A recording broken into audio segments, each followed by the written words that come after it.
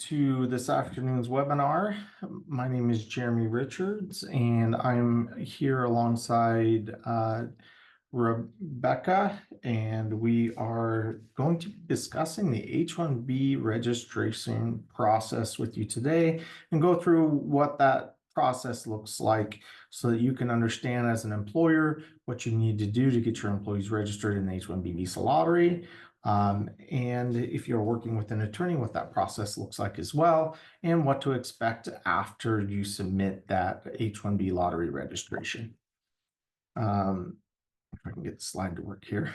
So the H-1B lottery process for 2025, the selection process, we're going to cover some key dates and deadlines with the H-1B lottery, and then let you know about some of our upcoming webinars as well. So Rebecca is going to take it away from here and cover the registration process.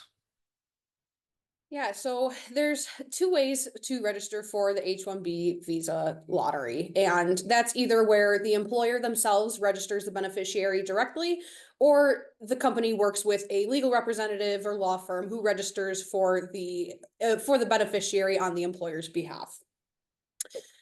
Now, we're going to go step by step here, and this is the registration process for employers that are registering their employees on their own. So step one is going to be visiting the USCIS website, and you need to create an account if you haven't done so already. You're going to fill in all the details and select the account type. For employers, you're going to select the option that says, I am part of an organization or company, a sole proprietor, or an agent. Step two is going to be starting the actual registration process.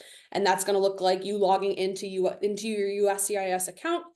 On that homepage there, you're going to click File a Form. There's a little button that'll say that.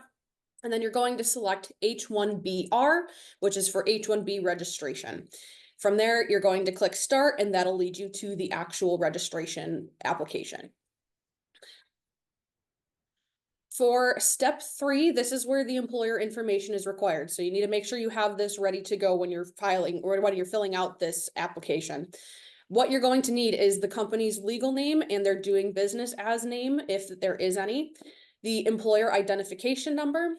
You're going to need the company's physical address and contact information, as well as all details for the authorized signatory of the company. So their name, their position, and their contact information. The next step is going to require the beneficiary or the employee's information. What you need from them is their passport biographic page, because you're going to need their full name, date of birth, passport number, their country of citizenship. And then you're going to confirm that the beneficiary has attained at least a bachelor's degree or a master's degree, because remember, there's a separate set of lottery selections available for those with master's degrees or higher, and that is the advanced degree cap. Now, an important part of the registration is ensuring that there are no duplicate applications that were filed on behalf of the beneficiary. USCIS will prompt you to check for those duplicate registrations at the end of completing the lottery registration. And at this point is where you want to make sure that all details are accurate. Make sure that all names are spelt correctly and all the information matches the documents provided by the beneficiary, and all company information lines up. After you've reviewed everything, you're going to move on to step 6 here, which is where you will pay the $215 registration fee, and that fee is due per beneficiary that you register. You're going to provide your payment details and submit the registration. Once that registration is submitted, you will receive a registration confirmation after the submission, and you'll be able to view the application itself that you submitted for the lottery. And when it's talking about duplicate registrations, it's talking about multiple registrations for this same employer, not the beneficiary. So a beneficiary can be entered by different employers, but not by the same employer multiple times, if that makes sense, because this lottery is beneficiary centric. So the employee has the option of being entered by as many employers as want to enter them into the lottery, but they can only be selected one time. And as an employer, you will not be notified if that employee has been entered by another employer. So when it's talking about duplicate registrations, it's talking about you as an employer, you can only submit one per employee.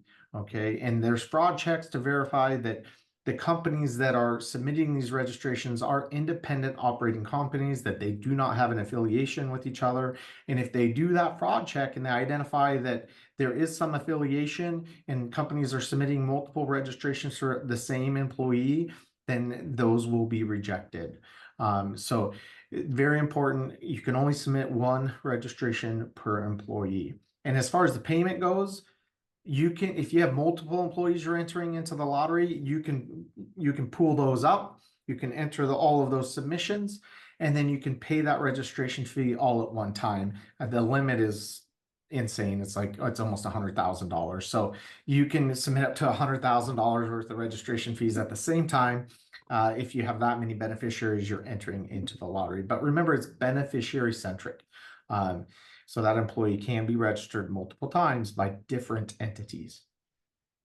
Now, if you want to, and you're not you can choose to have a legal representative or a law firm such as ourselves represent you in the H-1B process. And that process is a little bit different. In that process, your legal representative will also have an account that they have with USCIS, and they're going to submit an invitation to join your accounts together. And you're going to have to accept the invitation on behalf of the legal representative so that you acknowledge that you want them to represent you on your behalf through that H-1B registration process. And the same information is required along this process for you as the employer, your EIN, your address, DBA, beneficiaries details, and your legal representative will input their own information. And when you log into your USCIS account, you will see that there has been an invitation for you to accept them as your legal representative. And you'll need to accept that invitation in order to move forward with the process. So it adds another step to that process if you have an attorney or a law firm representing you. And then they will then complete the registration process for you through their account. And the additional form that's going to be required there is what's called a Form G28. Form G28 is the form for an attorney to enter as your representative with USCIS. And once you log in, complete the registration, and pay the fees, then it will show next to each registrant, so each beneficiary or employee, that their submission has been submitted with USCIS. Once it says submitted, then you know that the submission was done correctly, and now it's with USCIS and is ready for the lottery. And if selected in the lottery, that submission will then change from submitted to selected. If not selected, it will remain as submitted until all rounds of the lottery are complete. And that's important to understand. Each year, there can be either one to multiple runnings of the lottery, depending on how many of those lottery submissions are taken after the first round of the lottery. So what does that mean? Well, once the lottery is run and they use all 85,000, including the the master's cap cases, everyone will be notified that they were selected. And then they are going to have time to submit a petition. And if those petitions are submitted in a timely manner, then those lottery selections remain fulfilled. If, however, somebody does not move forward with the process, maybe an employee resigns or the employer decides they don't want to move forward with that lottery selection, then those numbers get put back into the pool, and then USCIS will run another round of the lottery. So last year, if I remember correctly, there were 3 runnings of the lottery. They ran the initial one, then numbers were put back in, they ran it again until finally the 3rd time they ran it. So once they're completed with the lottery, and this could take several months, it typically isn't after the first running of the lottery, then your ultimate selection and the final notification will be issued as to whether your employee was selected, or at that point it would turn to not selected. So in any event, you would receive a final notification from USCIS.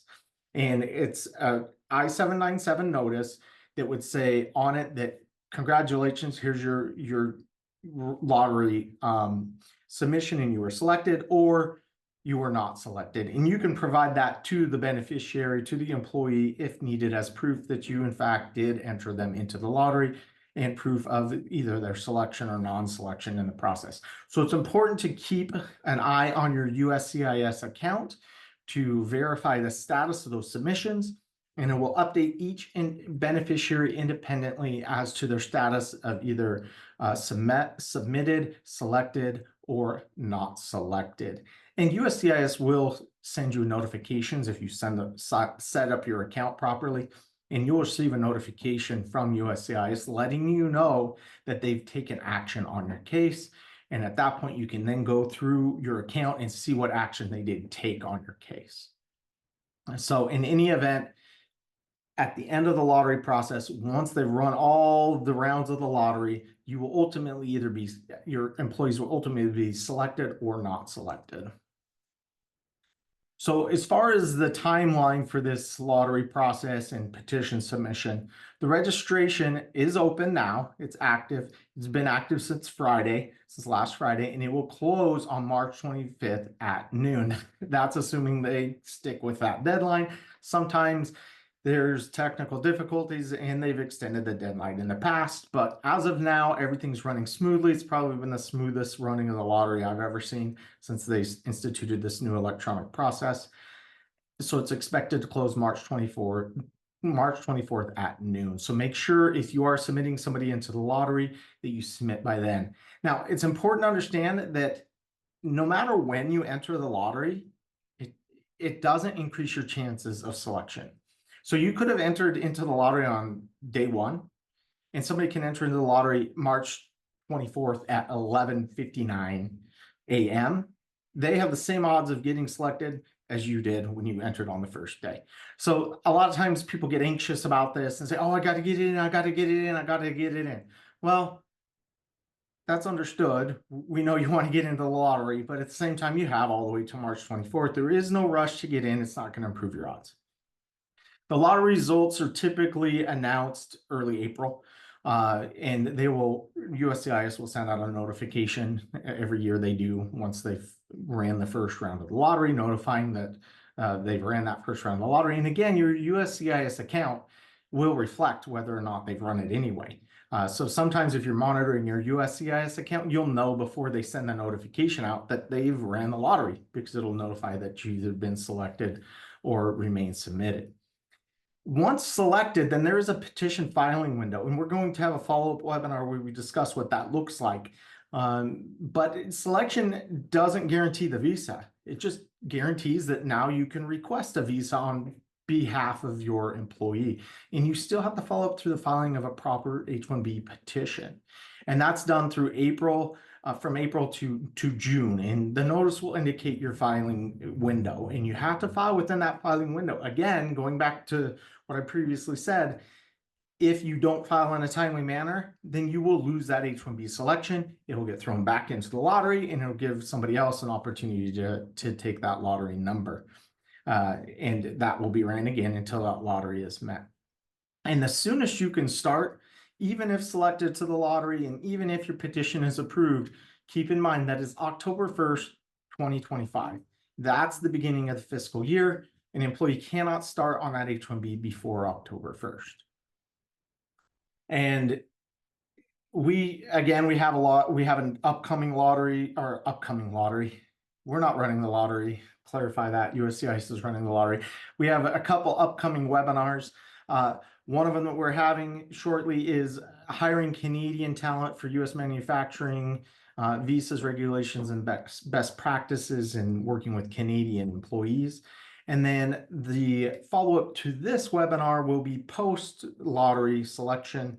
And in that webinar, we will be discussing H-1B lottery results, and what to do if you were selected, and also what to do if your employee wasn't selected and what options you might have for your employees that were not selected in the lottery. And as always, thank you for watching. Hopefully you found this content and information helpful. And if you have any questions about U.S. immigration, about the H-1B lottery process, or need assistance with H-1Bs or any U.S. immigration matters, then feel free to reach out to us directly. We handle U.S. immigration only. That's our practice is dedicated solely to U.S. immigration. So thank you for tuning in and have a great day.